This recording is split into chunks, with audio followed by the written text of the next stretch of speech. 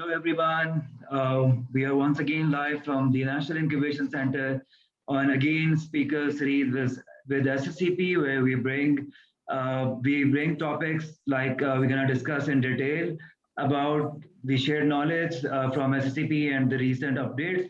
So, for those who are joining us for the very first time, the National Incubation Center has incubated more than 230 startups comprising over 526 founders, including 112 women founders. We have helped the startup in getting more than 2 billion PKR investment and 2 billion rupees in terms of investment, creating more than 1,100 jobs and achieving over, again, 4 billion in total in terms of sales, revenue, and investment. About SECP, those most of you are aware of, Securities and Exchange Commission of Pakistan is the financial regulatory agency in Pakistan, whose objective is to develop a modern and efficient corporate sector and a capital market based on sound authority principles in order to encourage investment and foster economic growth and prosperity in Pakistan.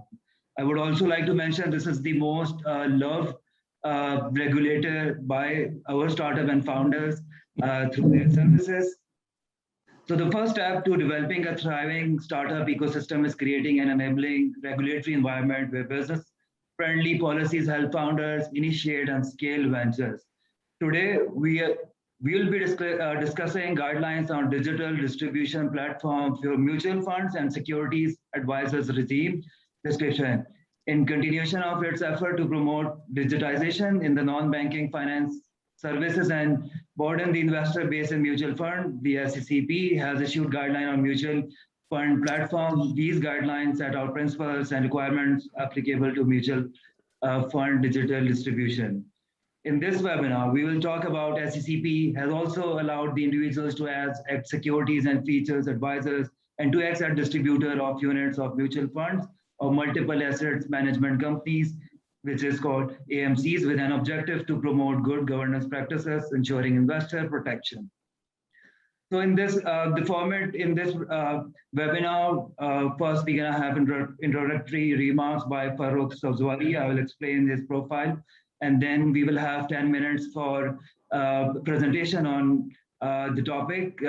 Sayyid Nayyar Hussain will be presenting it. I'll be explaining his profile. And then we have panel discussion. We will have Khalda Habib, Nadeem Hussain, and Mohammad Shaboon Tariq. We will discuss their profiles in detail.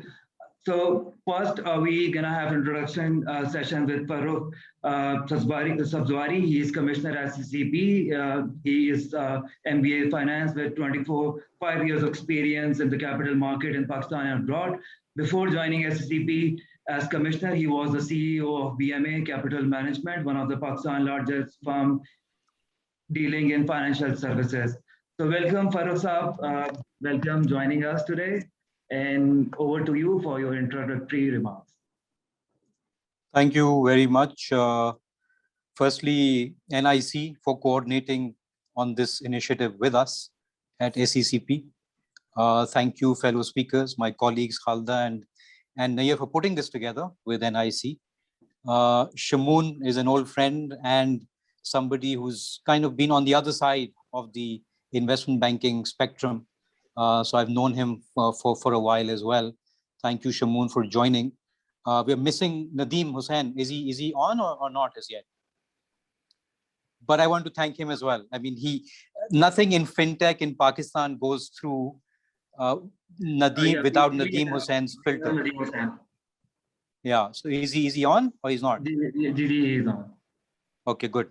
So thank you, Nadeem. And Nadeem's always, he's got something or the other in terms of thought process going, which helps us a lot, especially in our fintech initiative.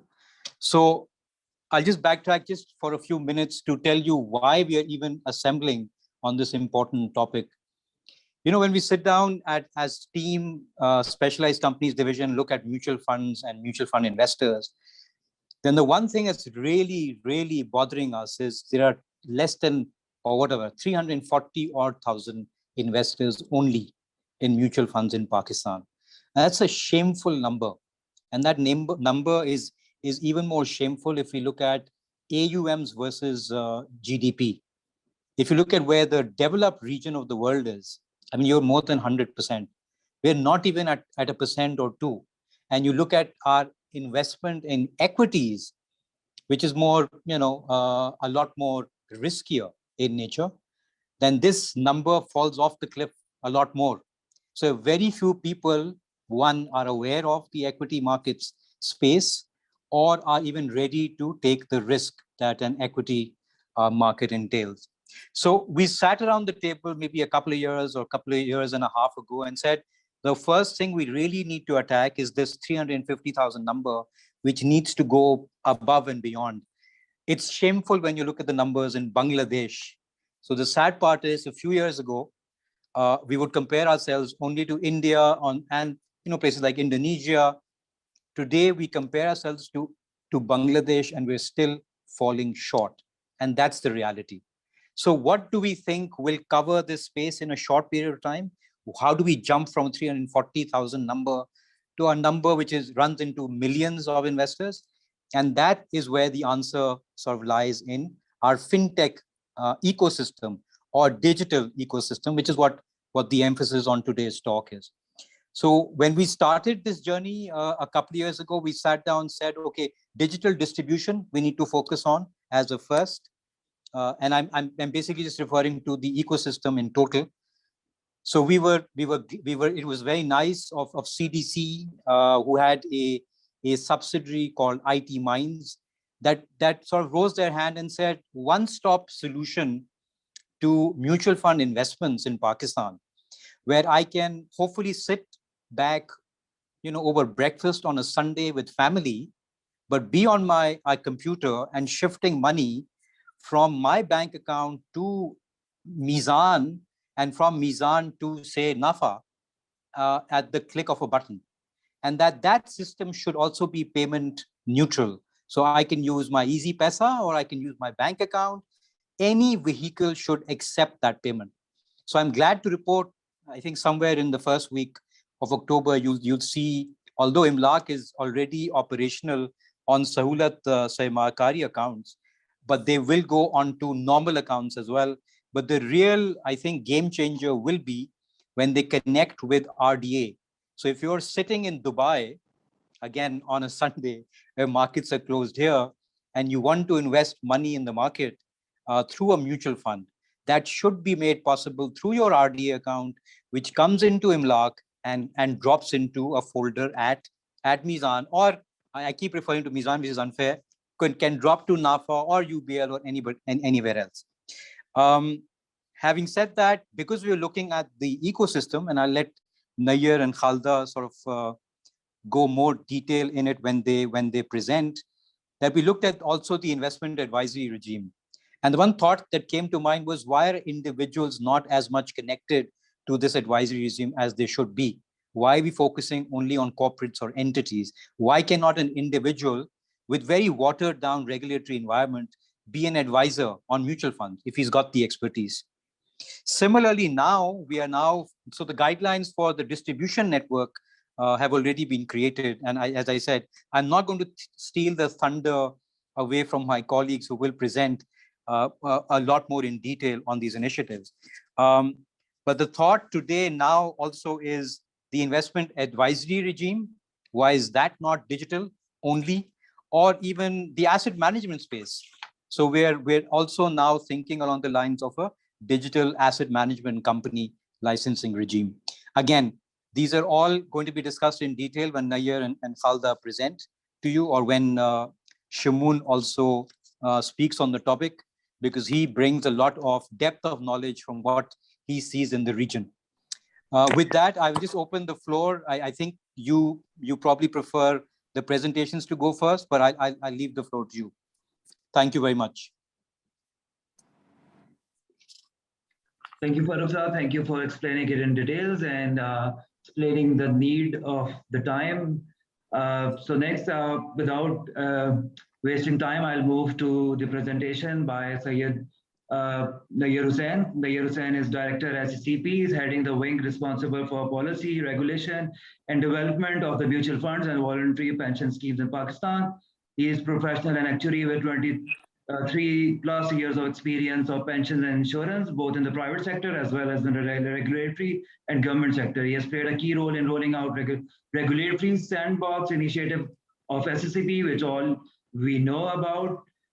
So, Nair Saab, over to you for your presentation.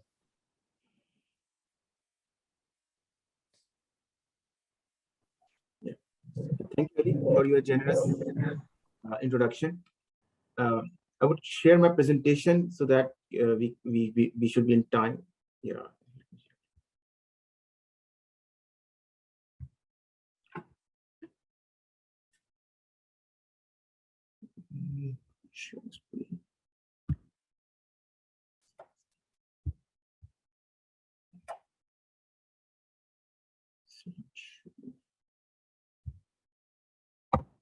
Yeah. So is my screen visible? Yeah.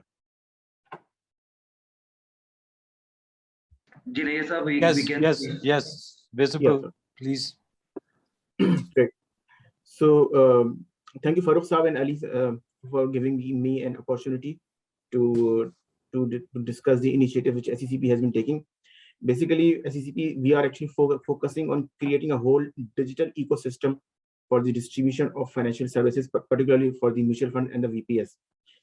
So today I'm giving the presentation on two main areas. One is the digital distribution platform guidelines, which SECP has issued in May 2021, and also on the Securities and Future Advisory regime, which we have actually issued this year to broaden the investor base, and as Farooq Saab said earlier, to provide the opportunity to individuals to take their license as a Securities and Future Advisor.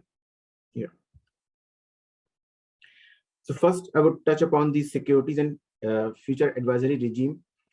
The regulations were introduced in 2017, but from 2017 to 2021, 2 reviews have been conducted, and the latest was done in 2021, where we allowed individuals to take license as a Securities and Future Advisor. So basic objective of revision was to broaden the investor base in the capital markets and building the investors' awareness. Next slide. So this slide will give you a brief timelines on the amendments of the Securities and Future Advisory regime. As I mentioned earlier, in 2017, we introduced these regulations. Then some review was conducted in 2018 and 20. These were basically code of conduct and conflict of interest issues were addressed. And in 2021, I would say that it's a major step in which we allow the individuals to take their license from SECP regarding the Securities and Future Advisory regime.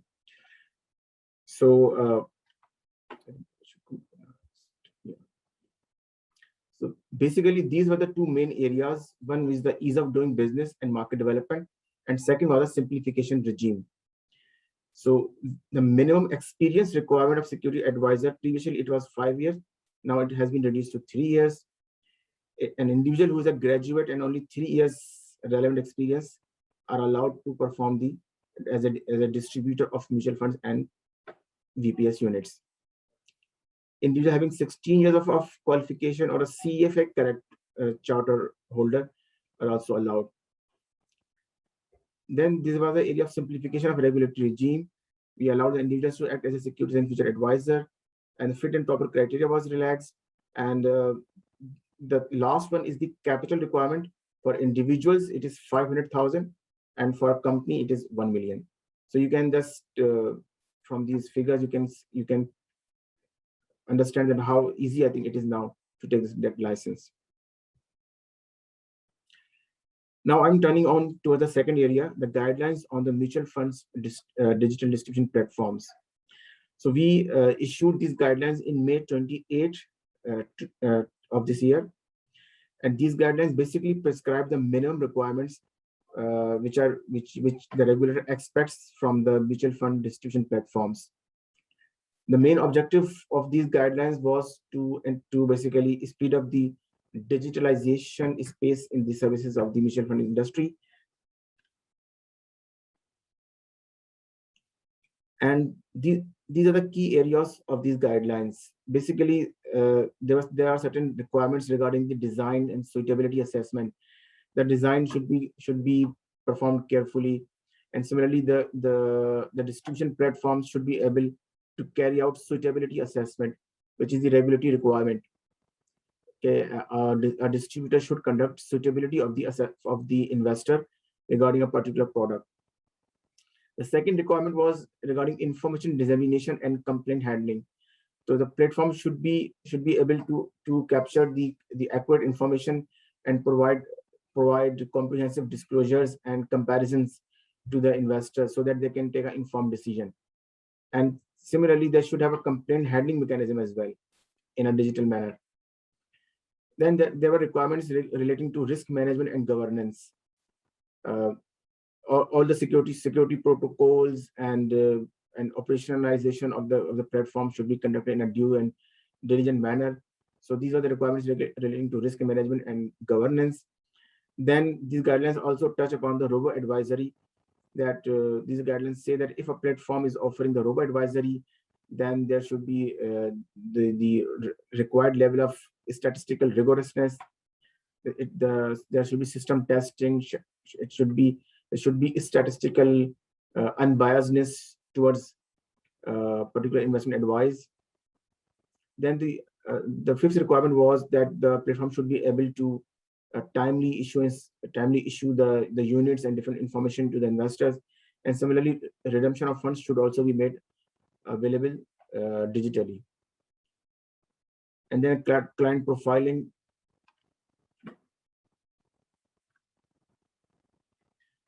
So why to invest through a digital platform? We generally, the investors in Pakistan are used to invest through either physically meeting with the salesperson, or now investors are also investing through their web portals, and many asset management companies has developed their own apps which provides a process for digital investments. But through a platform, obviously, as we know that at one place there's information regarding all the mutual funds, their return, and their investment and their risk sides. So I think platforms provide this opportunity of ease in comparability, better and quick access to information. They can similarly they can have a portfolio of, they can have a single statement which comprises their investments in multiple AMCs, so they don't have to track their individual statements with different AMCs. So I think these all are the advantages of investing through platforms.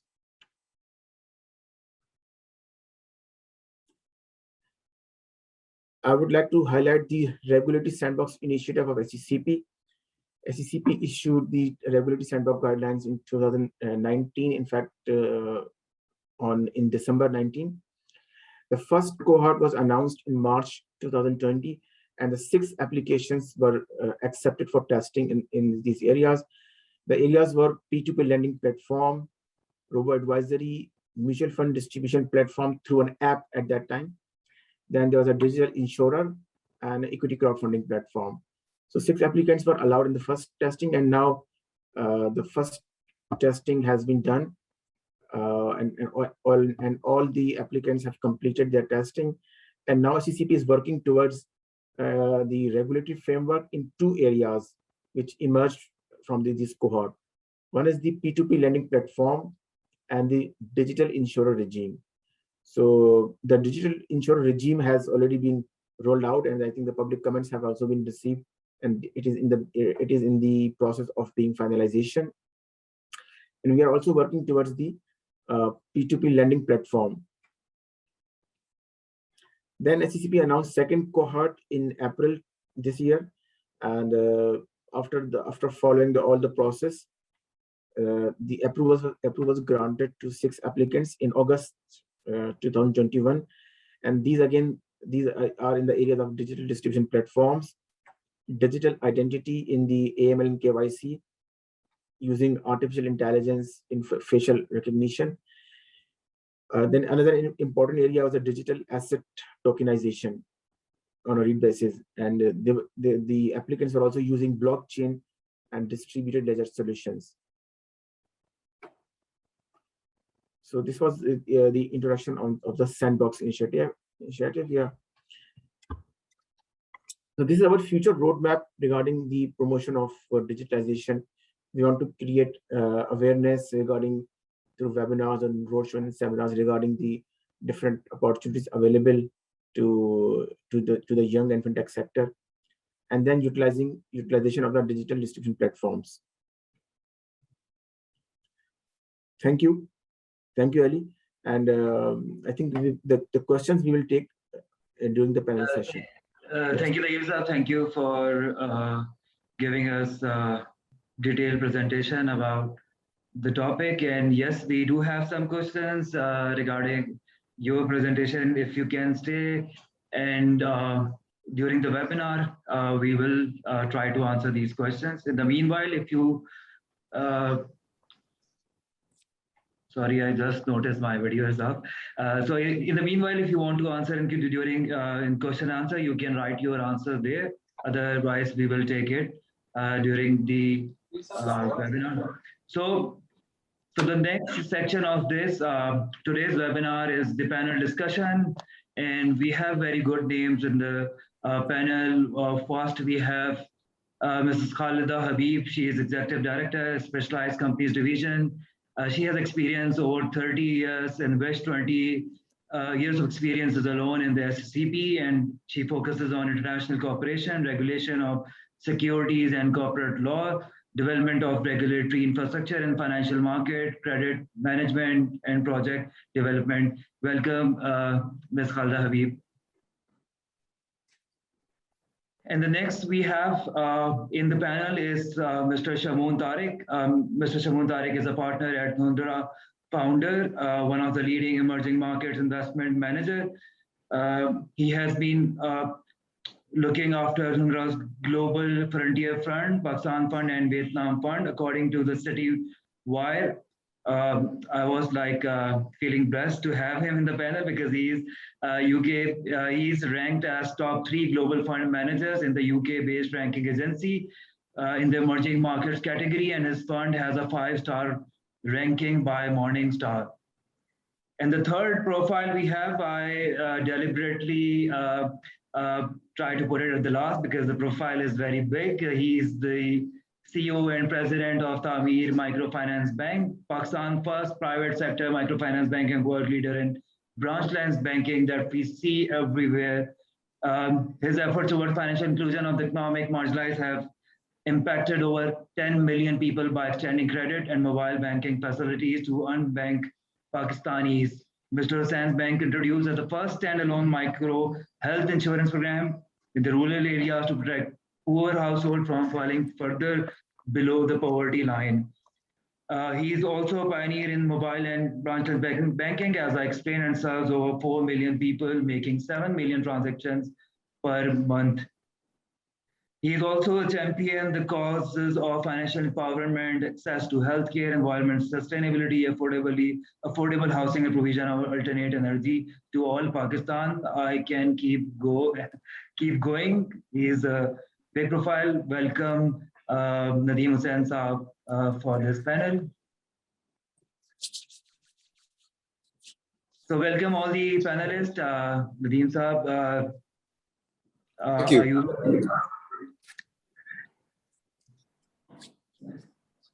Welcome, Nadeem Saab.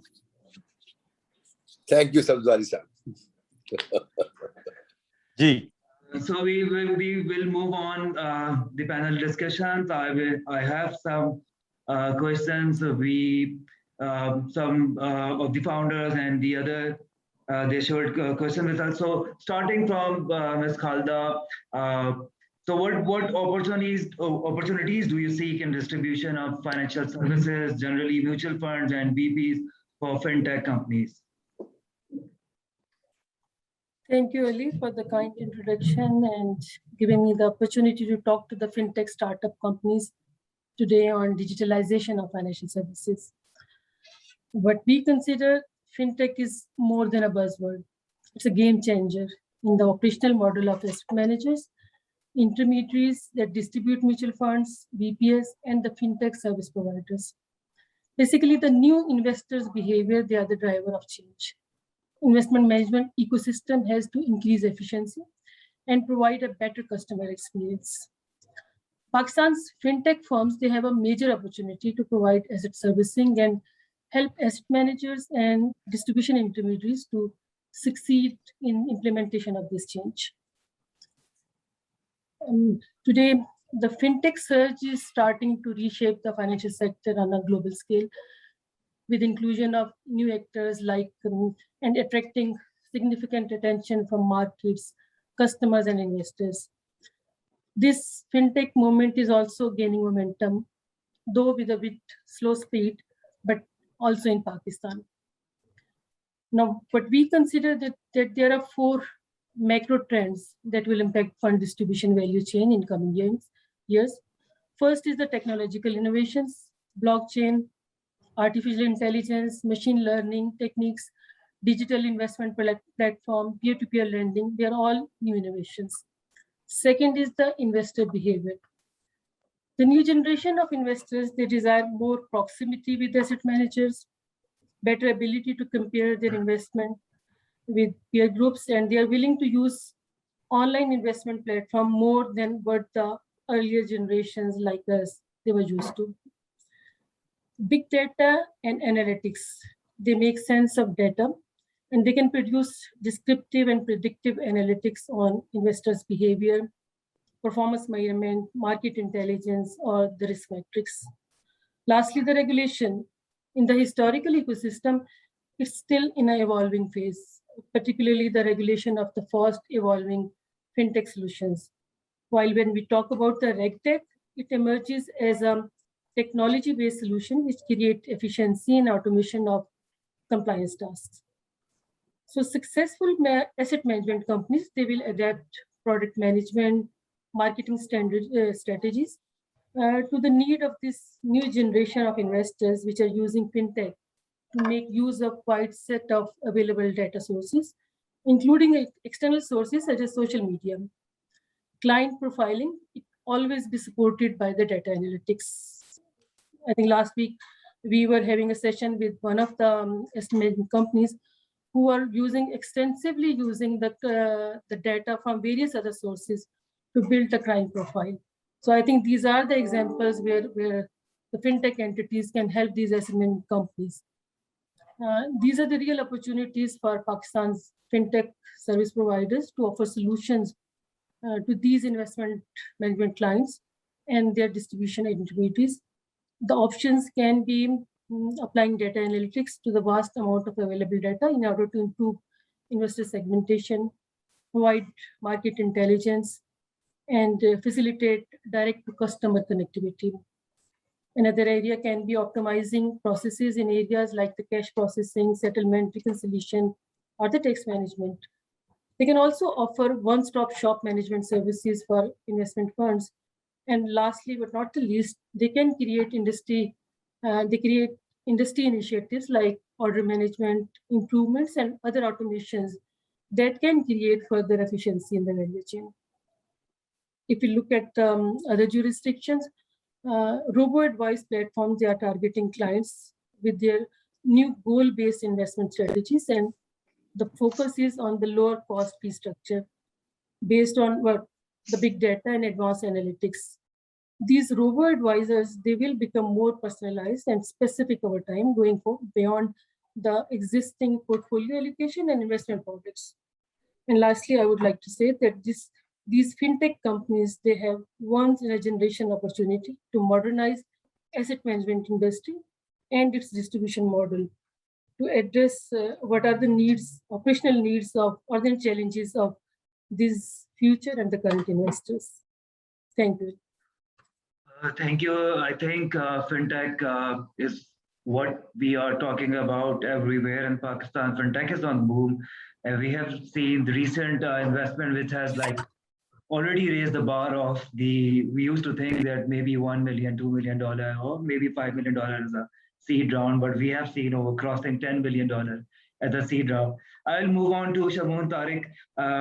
Shaboon Saab, you have global experience in investment management, global fund managers. So my question is basically, what are the global practices, because you have the relevant experience in digital distribution? Hi, everybody. First of all, thanks for having me.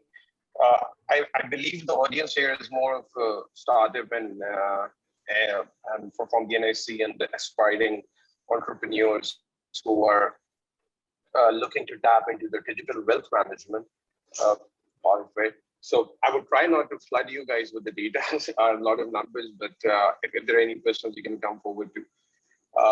Obviously, I've worked and lived in Sweden, which is one of the most digitally financially inclusive country in the world, where the financial literacy stands at 99%.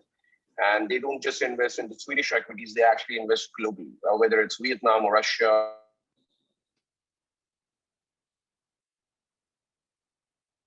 It's only been possible because of these digital platforms, which are widely available in Sweden, which improves the financial awareness, which automatically does the KYC by different channels and integrating through the tax authorities and the banking system and so forth. So that was one of the reasons. And if I give you the example of Turnra, where I'm a partner, 80% of the assets were actually coming from these digital platforms. So we didn't have to worry about the distribution of it or the KYC and those kind of paperwork, and focus only on what we were best at, which is managing funds. And that is one of the reasons that we have been able to grab the top 3 position in the last 5 years in the frontier space. So the ecosystem that was created by the regulators, industry, banks, IT companies, we head to where Sweden is today. And they started their journey maybe 20, 30 years ago. But that is obviously a developed world. If you move to India, for instance, as Farooq mentioned, obviously Pakistan is at a pathetically low level, where India GDP, mutual fund assets to GDP stands at roughly 14%. 10% of the population actually has mutual fund accounts, while Pakistan is only 0.1%. So by any metric, I think Pakistan has lagged behind. And even if you look at the journey which India overtook, almost 40 to 50% of these accounts were opened in the last 10 years.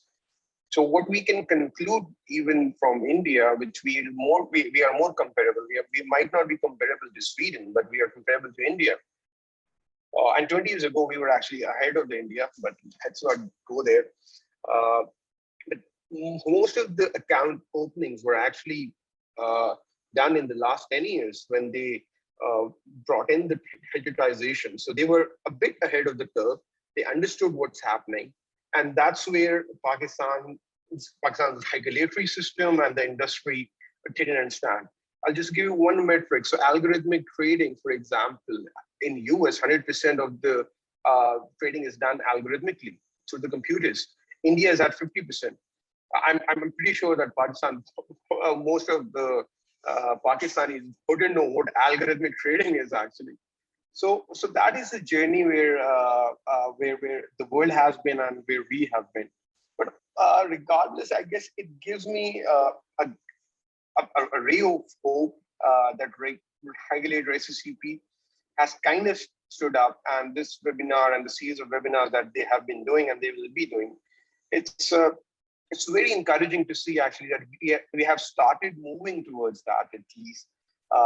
And making market-friendly policies and the regulations, which will promote the industry, but also provide a platform to improve the ease of doing business. And I have no doubts that the asset management industry can actually go 10 times or 20 times from here. According to one Standard Chartered report on Pakistan, 51% of the population actually saves in cash or gold or price bonds, which are actually not generating any return for anybody. So I guess it's more of an issue of financial awareness as well, that the savers or the investors, they need to understand where they are putting their money in. If they're putting their money in the right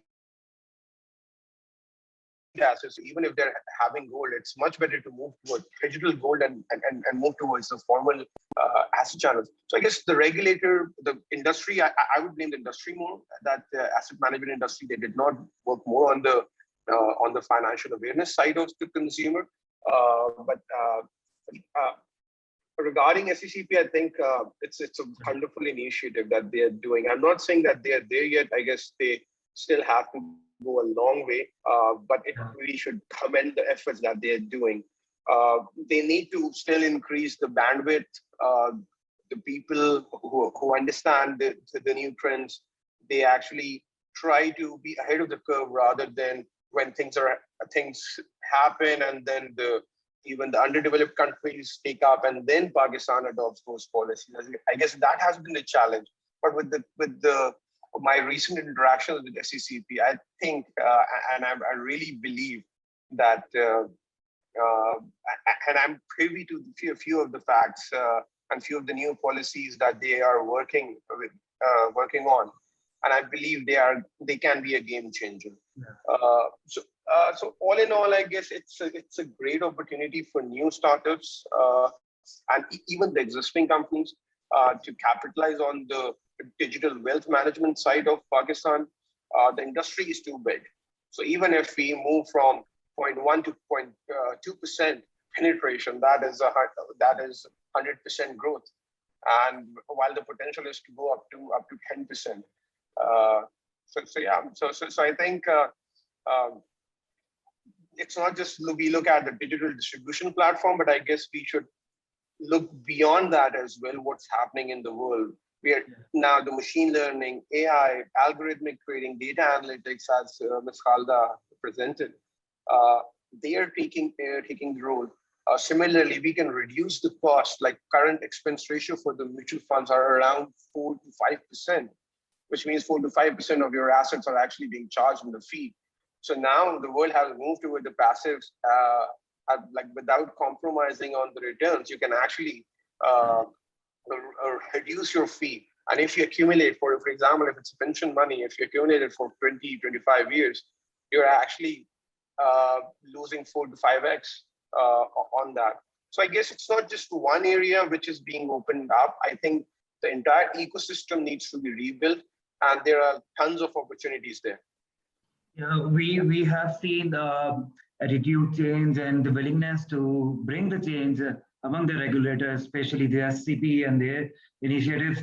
Thank you for explaining in detail the global practices.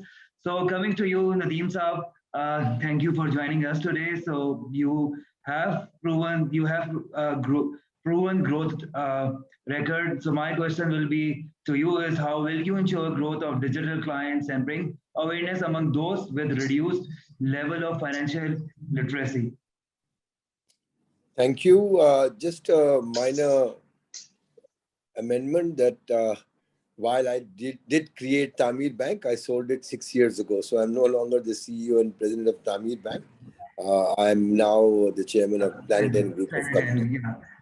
Okay. So this was so to my young entrepreneurs who are at the CNIC, I know you're in the right room, because this is what the future of financial services is.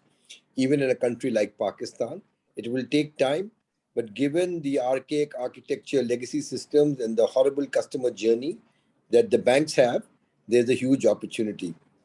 So if I look at fintech, roughly can be broken into 4 major categories, which is payments, lending, savings, and investments.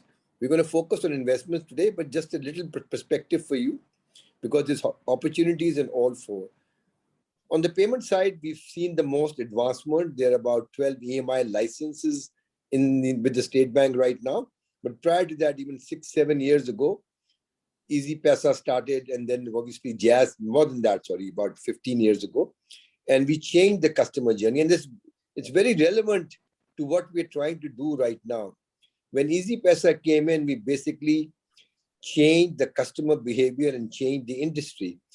Domestic remittance that was being done by Hawala and Hundi started getting done by branchless banking agents, mom and pop stores.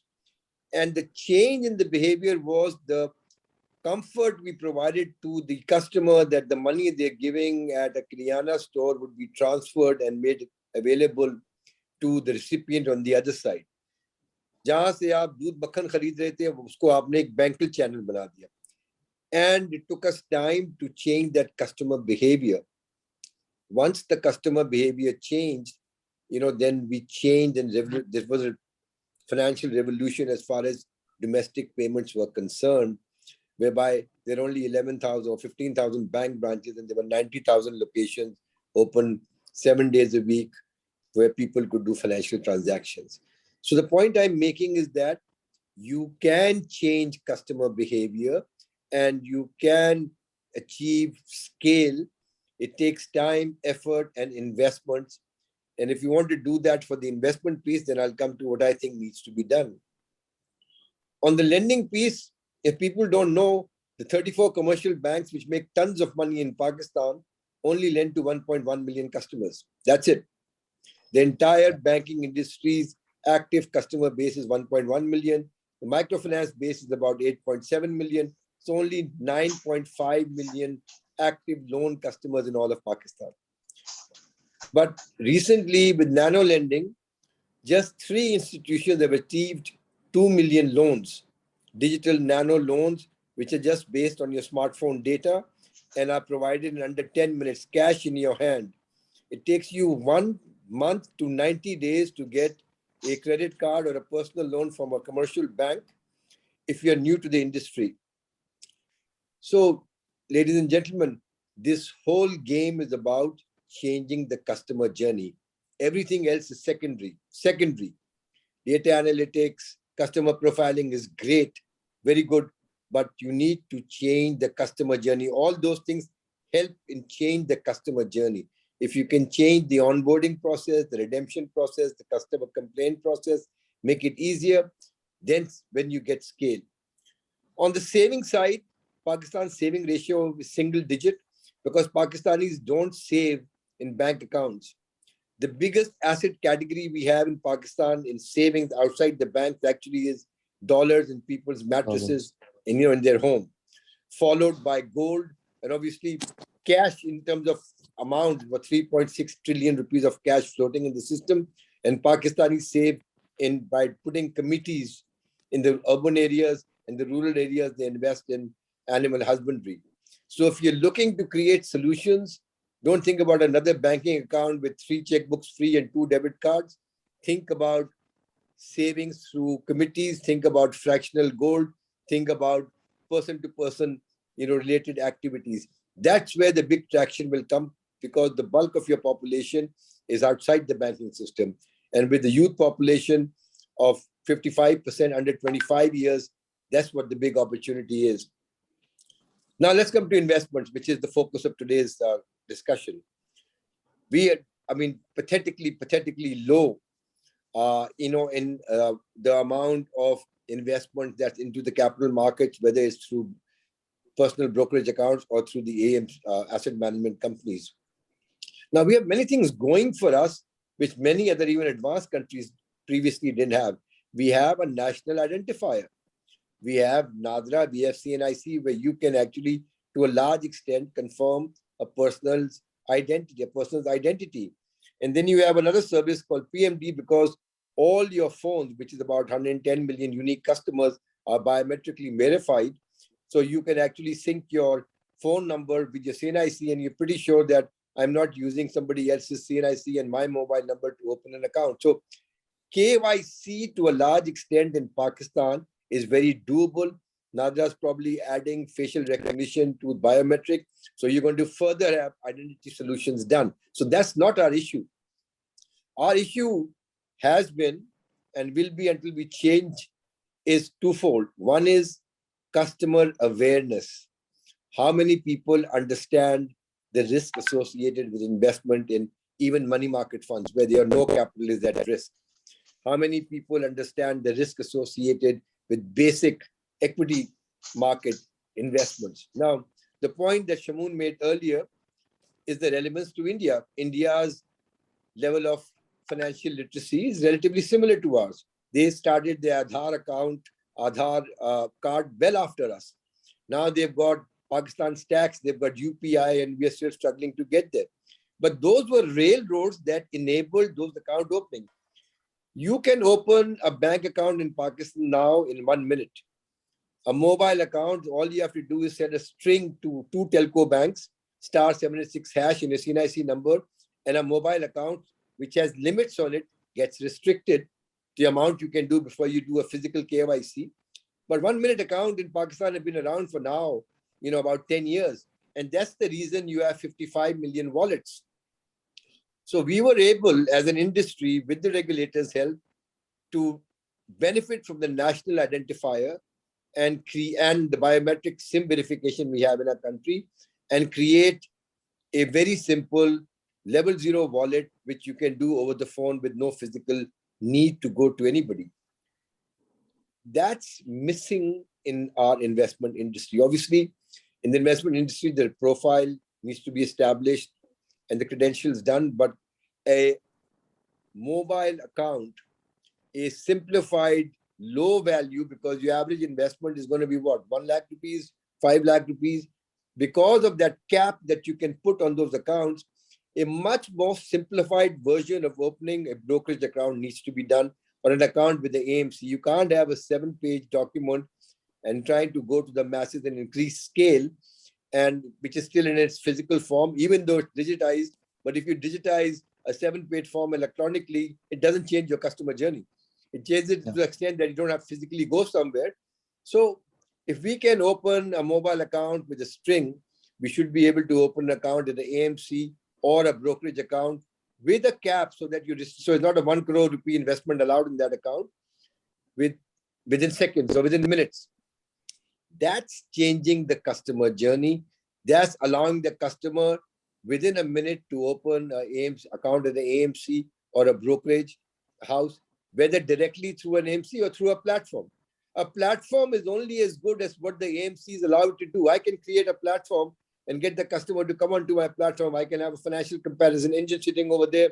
I can do the KYC. But if the AMC doesn't change its account opening process, I'm still going to be hostage to their process in terms of if they want physical paper or if they want other stuff. Unless we get the AMCs to change, and if we work with the regulator to change a simplified account for low value investments, we're not going to get scale. So the customer journey and awareness, in my mind, are the two key issues if we are looking for success. We can use distribution channels that exist. Telcos have 160 million customers, unique customers 110 million. We can tie into any one of the 4 telcos, and theoretically we can disseminate the information to the customers. So we don't necessarily going to have a high customer cost of acquisition. But this awareness needs to make the customer comfortable in terms of what is he or she investing in. How easy is it going to be to open the AMC or a brokerage house account? It's got to be in minutes. If you're going to do an hour, 2 hours, 24 hours, you're not going to get scale. How easy is it going to be for redemptions? How easy is it going to be for the customer to seek redress in the case there is misrepresentation of what he or she has invested in? We have to change the level of confidence our customers have. Honestly, in my view, robo-advisory is great, but for me, it's a follow-on step rather than launching with that. Our basic problem is customer awareness and comfort level, and the customer journey of actually going to be able to open a basic investment account. The point about high fees for the fund managers is absolutely valid point. Because we also have to, if you create a platform, you have to look at the commercials that you're going to be sharing with the AMCs or the brokerage accounts.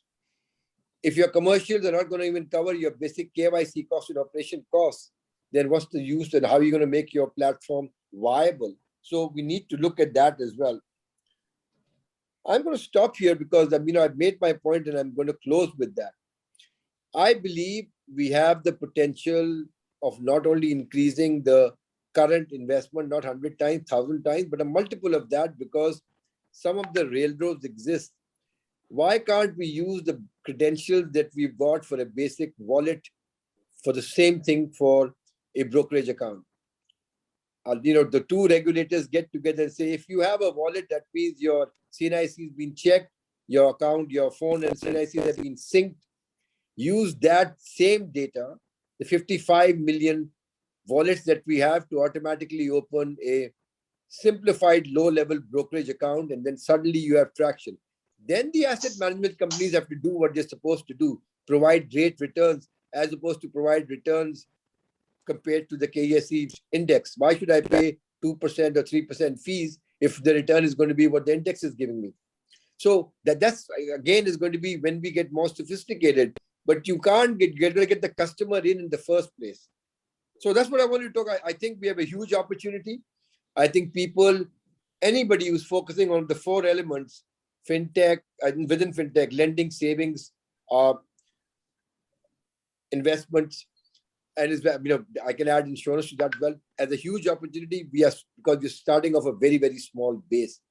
And the valuations you're getting is on top line basis, not bottom line. So, you guys, when I created a bank, I was valued on multiple of EBITDA. So I had to make, bank hugely profitable to get to 100 million valuation.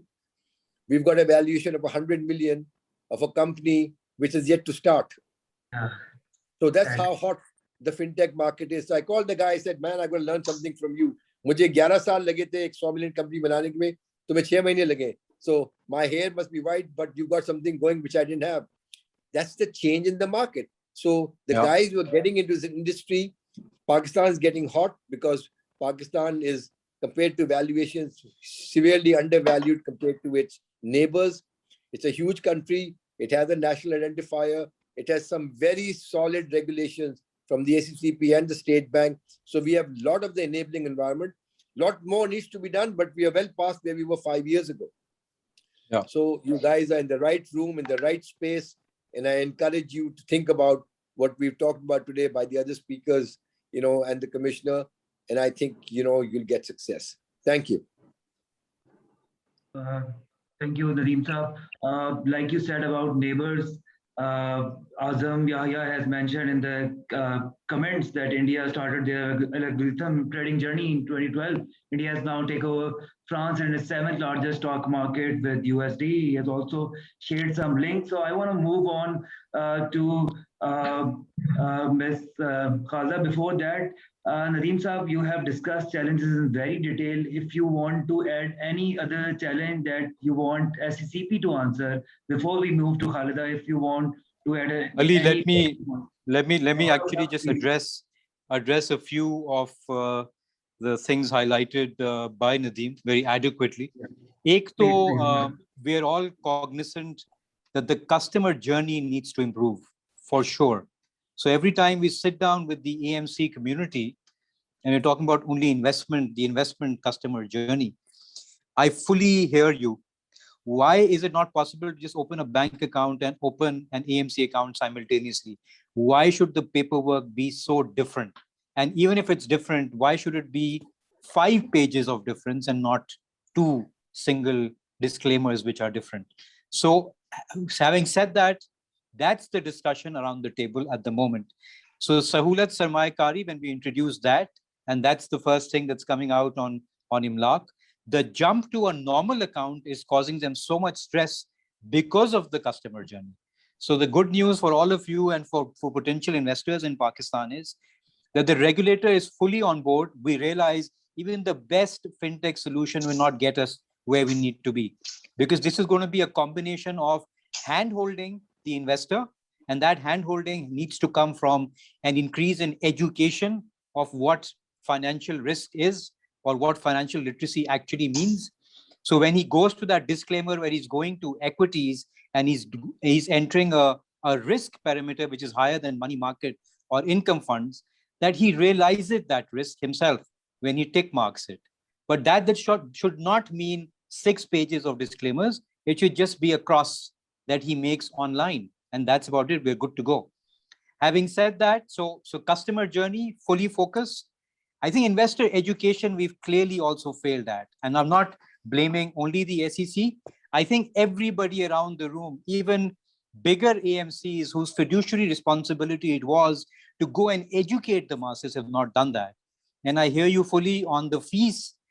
So the new thought process at the SECP is, let's handhold our customers. Let's talk about development. Let's talk about why investors are only 250,000 or 350,000 in the mutual fund space. And let's go and attack the root cause of those problems, which is where even fees as a matter.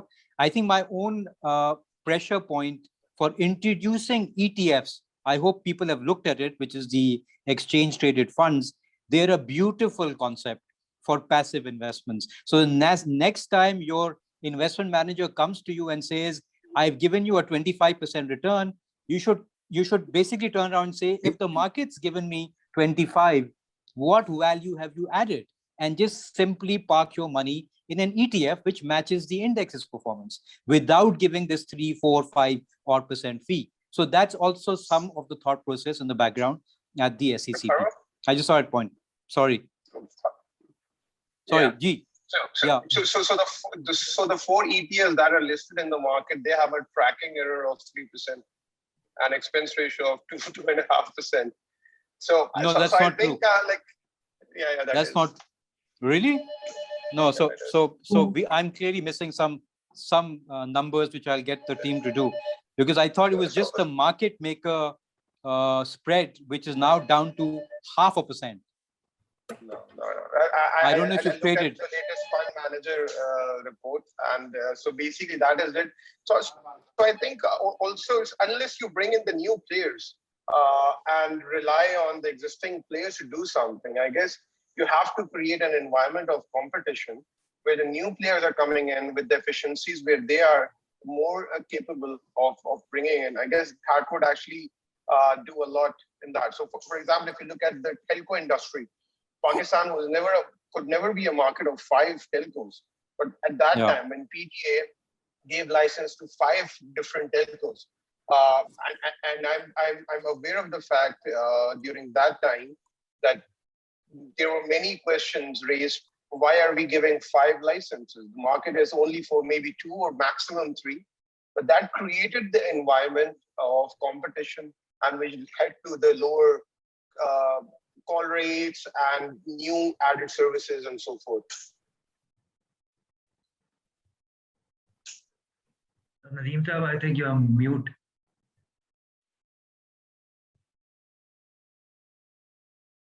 My apologies. You're on mute. Sorry. My apologies. I had a hard stop at 4 o'clock. So I would, unless there's one question anybody has, I can answer, or you have very able speakers on the panel who will be able to address. And I am happy to subsequently respond to any queries somebody has about what I've talked about. But I think, and I'll just end with that, the regulator, in our case, in this case, the SECP, is fully aware of the pain points. It's not that the regulator has not been collaborating with the industry. What is evident from their desire to bring change has been what they've approved in the Sandbox. Hopefully, inshallah, soon, the first cohort Sandbox will get translated into regulations. So it's not the lack of trying, but I agree with Farooq. We have an industry, and as responsible individuals have failed in one, making the customer aware of what the risks of investments are, and 2, being able to leverage successes we've seen in different other industries other than investment, and bringing that to the investment industry to get scale. So I'll thank you very much for inviting me. Much appreciated. I think this is a good start, but it should lead to something which can hopefully lead to investments. Thank you very much. My apologies. Ali, I'll also have to jump. I had a hard close at 4 as well. So my other meeting is calling constantly on my phone. But yes, we need to continue on this thread, because I think this thread will get us the educational fix that we're looking for, the financial literacy fix that we're looking for. Okay? Absolutely. Thank you very much. Thank you. Farooq Saab and Nadeem Saab. We will continue for 5 more minutes. And Yes, I'll leave Khalda, Khalda and Nair. yeah, if we can have more Thanks, sessions. Shamoon. Thank you. Thank you, Farooq. Shamoon sir, are you with us for next 5 minutes? Yeah, I am. Yeah. So, Khalda sir, I would also request if we can have more such discussions specifically for fintech or the issues, because I'm seeing very much like people are energetic and there are so many questions which we couldn't answer. So, you have listened to Shamoon Saab, you have listened to Nadeem Saab and Farooq Saab. So, any updates on the future plans for SECP? Thank you, Ali, again. I think most of the points that relates to the future plans, they have already been covered either by the Nair's presentation or by Farooq Saab's. No, sir, exactly. They talked about the regulatory sandbox. It's a continuous process. We are testing new and new ideas and evolving them into actual business cases. And wherever there is a gap, we are working on development of the regulatory framework as well. Like Farooq Saab just mentioned that the concept of P2P lending, this was tested in the first cohort. And now we are working on the regulatory framework development for this P2P lending. So simultaneously, the other tested idea was the digital distributor that is being now being applying for the license of the digital distribution. So it's an evolving process. We as a regulator are continuously having our eye on in the pulse on the what the market is needing. And we are here open to adopt to new ideas. Regular Sandbox was this concept that we are working on. And we look forward that the last leg of this financial services leg, that is the payment leg, and that falls within the ambit of State Bank of Pakistan, they might be considering some idea of Sandbox too. So that if there's a gap in the payment system, though we know that they are working on the RAS and soon it will be in the market. We are expecting somewhere by December this year that RAS will be launched, and this will address the payment system gap that is currently being observed in this whole ecosystem digital. So we are open to it. We are open to new ideas, but our target for the future is development of a complete digital ecosystem for the financial service industry, not only for the brokers regime, but also for the asset management regime.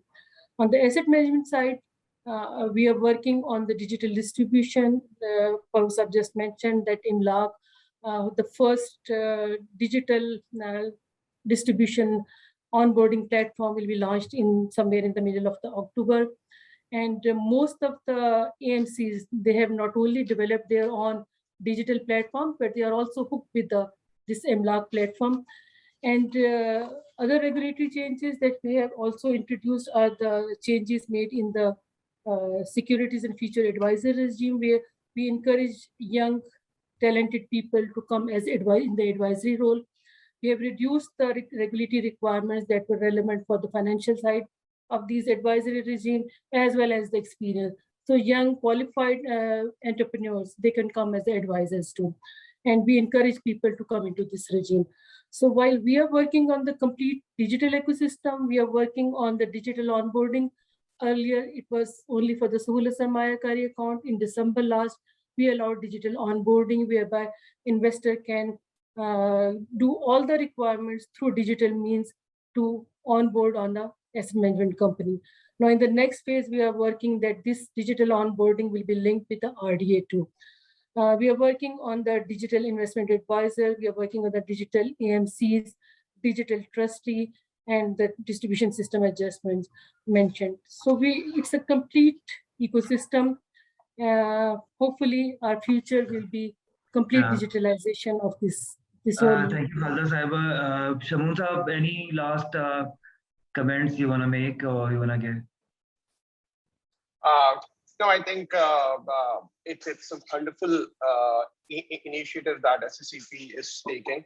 I guess every other stakeholder needs to up their game, which includes asset management industry and the brokers as well. So we cannot just put a burden entirely on the regulator to free up things and we don't do our part. So I guess the industry, regulator, and then the consumers at the end of the day. So we all have to play our part to improve those financial inclusion levels and at least come to at par with the neighboring countries where we should be at least. And now technology provides a lot of opportunities in terms of onboarding, and like I was actually a bit surprised at how things are in Pakistan. But I guess the like, for example, I'll give you in like Sweden. So when I have my social security number, with that social security number,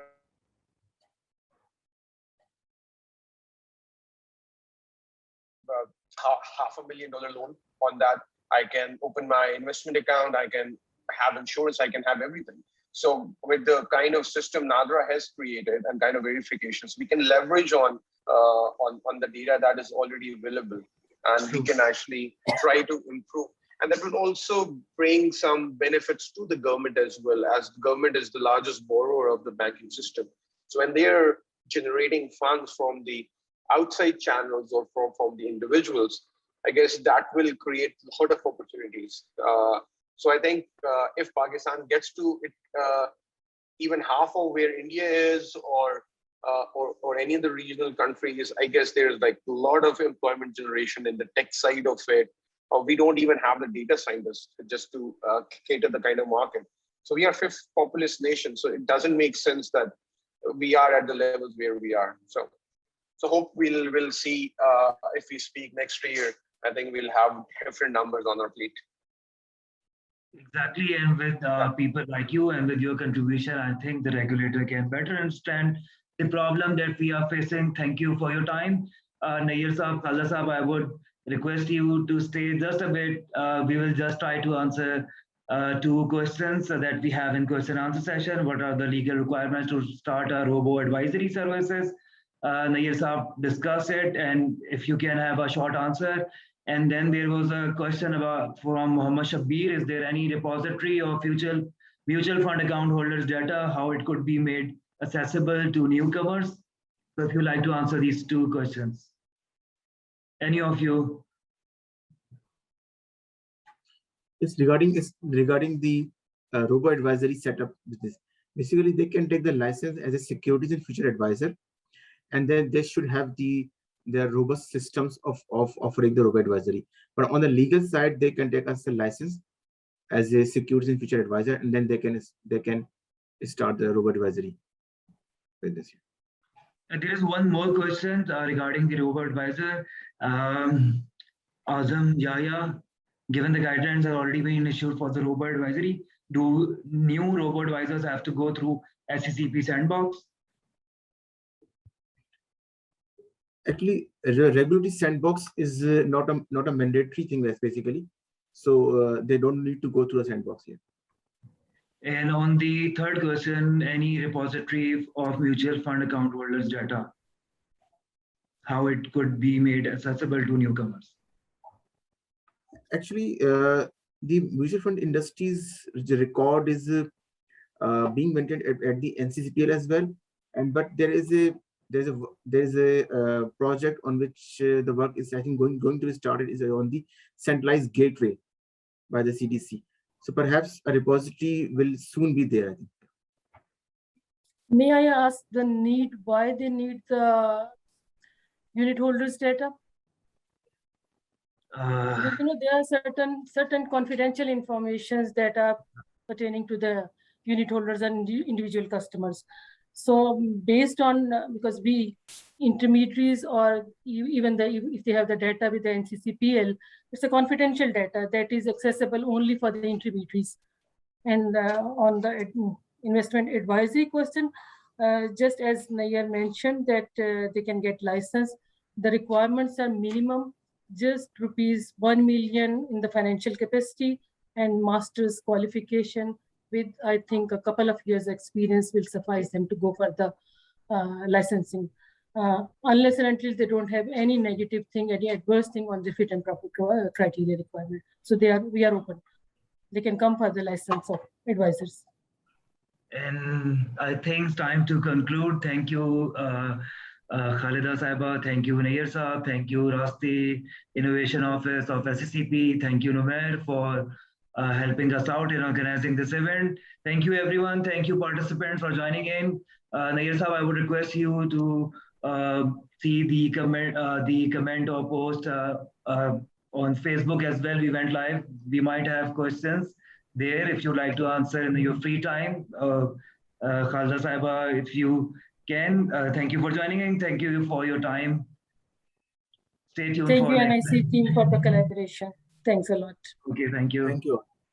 Thank you, Ali, and thank you, the whole team.